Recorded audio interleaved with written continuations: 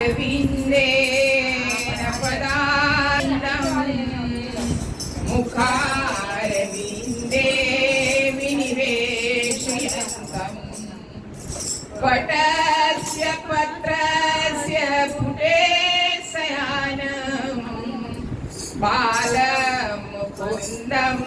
मनसा स्मरामि। श्रीकृष्ण गोविन्द हरे मुरारे, हे नाथ नारायण वासुदेवा। जीवे पिबस्वामृतमेतदेव गोविन्द दामोदर माधवेति। विक्रेतु कामाखिल गोपकन्या मुरारिपादापितचित्तवृत्ति। दध्यादिकं मोवशादभोजन गोविन्द दामोदर माधवेति। गृहे गृहे गोपवधू कदम्बा सर्वे मिलित्वा समवाप्ययोगम्। पुण्यानि नामानि पठन्त नित्यं गोविन्द दामोदर माधवेति। सुखं शयनानिलये निजेऽपि नामानि विष्णु प्रवदन्ति मध्यम्। तेनि स्थितं तन्मयता व्रजन्ति गोविन्द दामोदर माधवेति। जीवे सदे भज सुन्दराणि नामानि कृष्णस्य मनोहराणि। समस्त भक्ताति विनाशनानि गोविन्द दामोदर माधवेति।